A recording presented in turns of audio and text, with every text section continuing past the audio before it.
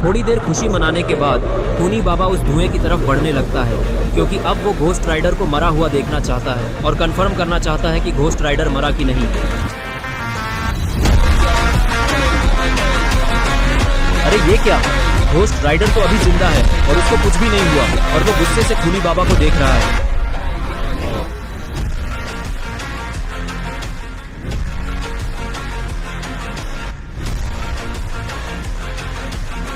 और खूनी बाबा भी ये देखकर काफी ज्यादा हैरान हो चुका है। उसको समझ में नहीं आ रहा कि आखिर ये हो कैसे सकता है। यही सोच सोचकर खूनी बाबा को सिर दर्द हो रहा है। इस मौके का फायदा उठाते हुए घोस्ट राइडर उसके पास आता है और किसी पागल कुत्ते की तरह एक जोरदार लात मार देता है, जिससे खूनी बाबा दूर जाके गिरता है, जिसकी वजह से उसका दिमाग खराब होने लगता है और उसे काफी ज्यादा गुस्सा आने लगता है। ये तुमने ठीक नहीं किया, इसकी सजा तुम्हें मिलके रहेगी। इतना बोलकर खूनी बाबा घोस्ट राइडर की तरफ किसी पागल जंगली सांड की तरह दौड़ लगा देता है। पास आकर वो अपने हाथों को हवा में करके काली शक्तियां इकट्ठा करने लगता है। ये देखकर घोस्ट राइडर कुछ भी नहीं करता और वो समझने की कोशिश करने लगता है कि ये कौन सा जानवर है।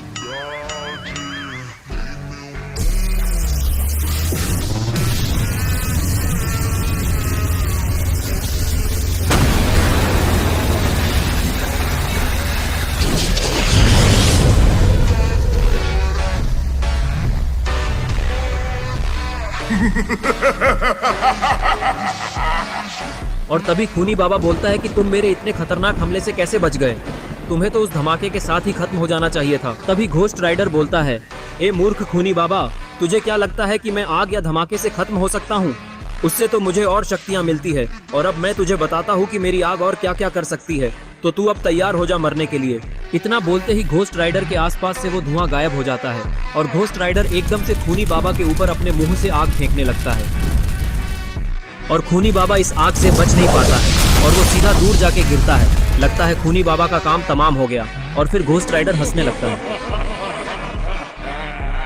थोड़ी देर तक हंसने के बाद घोस्ट राइडर चलकर बाबा के पास आता है और बिना टाइम वेस्ट किए बाबा को अपनी आग की शक्तियों से ठीक करने लगता है और बाबा भी तुरंत इसके वजह से उठकर खड़े हो जाते हैं।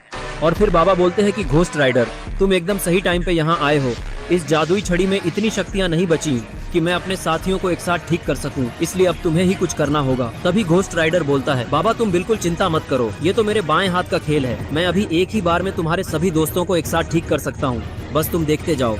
उसके बाद इस खूनी बाबा का खेल खत्म करेंगे। और फिर घोस्ट राइडर अपने हाथ हवा में करता है और अपने मुंह से आग जमीन पे मारने लगता है और वो आग चारों तरफ फैल जाती है और उस वजह से चारों तरफ धुआं धुआं हो जाता है और कुछ भी दिखाई नहीं देता।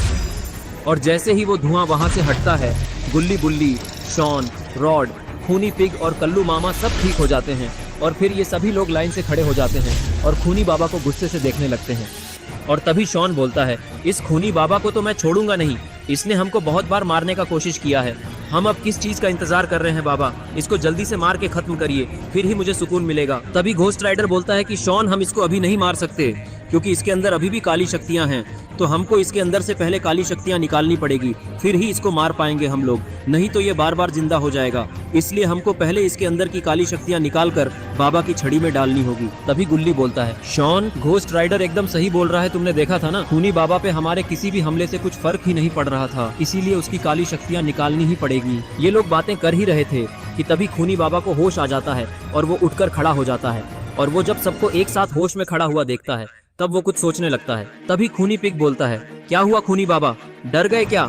तुमने मुझे नाली का जानवर बोल के बहुत बड़ी गलती की है, इसलिए अब हम लोग तुमको जिंदा नहीं छोड़ेंगे और तुम्हारी सारी काली शक्तियां निकाल कर इस छड़ी में डाल देंगे। ये सुन के खूनी बाबा बोलता है कि तुम लोग ये मत समझना कि मैंने हार मान ली है, तुम इतने सारे लोग मिलके भी एक खूनी बाबा को नहीं हरा पाए। इस घोस्ट राइडर के वजह से अभी तो मैं जा रहा हूँ, लेकिन मैं तुम लोगों से बदला लेने वापस जरूर आऊंगा और भी ताकतवर होके। और याद रखना, इस बार मैं अकेला नहीं रहूंगा, मेरे साथ साथ तुम लोगों की मौत भी आएगी। और इतना बोलने के बाद खूनी बाबा हवा में उड़ जाता है और वहाँ से कहीं चला जाता है। तभी बुल्ली बोलता है, ये खूनी बाबा तो भाग गया, हमारे पास अभी इतना अच्छा मौका था उसको हराने के लिए, लेकिन अब वो बच के निकल गया है। अब हम लोग क्या करेंगे बाबा? वो वापस आएगा तो और भी पावरफुल होकर ही आएगा। तभी बाबा बोलते हैं कि तुम चिंता मत करो बुल्ली, ये खूनी बाबा कहीं नहीं भाग सकता, मैं इसका पीछा करने जा रहा हूँ, तुम लोग भी मेरे पीछे पीछे आ जाना, मैं इसको भाग के कहीं नहीं जाने दूंगा। और इतना बोलने के बाद बाबा भी हवा में उड़ जाते हैं और खूनी बाबा का पीछा करने लगते हैं। और इधर खूनी बाबा अपनी शक्तियों बढ़ाने के लिए एक वीरान जगह पे आ गया है ताकि ये तपस्या करके और ताकतवर हो सके।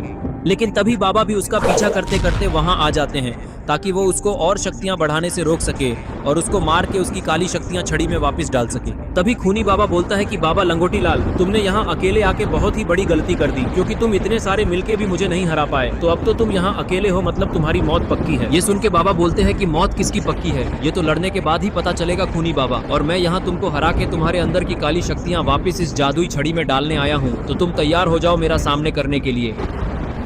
और अब खूनी बाबा और बाबा आमने सामने हैं और फिर दोनों एक दूसरे की तरफ दौड़ लगा देते हैं। और इधर कल्लू मामा बोलते हैं कि गुल्ली बुल्ली, हमको बाबा की मदद करने जाना होगा। तुमने तो देखा ही था कि वो खूनी बाबा काली शक्तियों को अपने अंदर डालने के बाद कितना ताकतवर हो गया था। हम तीनों मिलके भी उसको नहीं हरा पाए थे, तो बाबा पे वो भारी पड़ेगा, इसलिए हमको बाबा की मदद करने जाना ही होगा। तभी बुल्ली बोलता है, हाँ कल्लू मामा, आप बिल्कुल सही बोल रहे हो, लेकिन वो खूनी बाबा कहाँ गया है ये तो हमको पता ही नहीं है, तो हम अब क्या करें। तभी घोस्ट राइडर बोलता है कि तुम लोग बिल्कुल चिंता मत करो, मुझे पता है कि खूनी बाबा और बाबा कहाँ पे गए हैं, और इस बार हम लोग उसके ऊपर साथ में मिलकर हमला कर देंगे, ताकि उसके अंदर से सारी काली शक्तियाँ निकल कर उसको खत्म कर पाए। लेकिन बाबा तो उड़कर वहाँ गए हैं, फिर तो काफी दूर गए होंगे वो दोनों, और हमें तो न उड़ना आता है और न ही यहाँ पर ज्यादा बड़ी गाड़ी है जिससे हम सभी वहाँ एक साथ जा सकें, तो हम लोग इतना जल्दी वहाँ पर कैसे पहुँचेंगे। हाँ, तो हमें वहाँ जाने की जरूरत ही क्या है शॉन। मैं तो कहता हूँ कि यही सही मौका है, चलो यहाँ से निकल लेते हैं और फिर हम लोग यहाँ से बहुत दूर निकल जाएंगे, जहाँ तक खूनी बाबा भी नहीं पहुँच पाएगा। ये कैसी बेवकूफ़ी भरी बातें कर रहे हो खूनी पिग, इस दुनिया में कोई ऐसी जगह ही नहीं बची है जहाँ तक खूनी बाबा ना पहुँच सके। हम कितना भी दूर निकल जाए, जब तक वो जिंदा है कभी न कभी ढूंढ ही लेगा वो हमें। चुप करो तुम दोनों, ये कैसी कैसी बातें कर रहे हो तुम लोग। हमें बाबा को बचाने जाना ही होगा, वरना खूनी बाबा उन्हें मार डालेगा और उसके बाद हमारा ही नंबर आएगा मरने का। तुम लोग कर ही क्या सकते हो बाबा को बचाने के लिए। खूनी बाबा का सामना करने भर की पावर्स ही कहाँ है तुम्हारे अंदर, वो तुम्हें एक ही वार से खत्म कर देगा। इससे अच्छा है कि तुम सब अपने अपने घर चले जाओ और हाथों में चूड़ियां पहन के रील्स बनाओ। अरे तुम लोग आपस में लड़ना बंद करो और मेरी बात सुनो। रॉड की एक बात सही है, हमारी वहां जाने की अभी जरूरत नहीं है।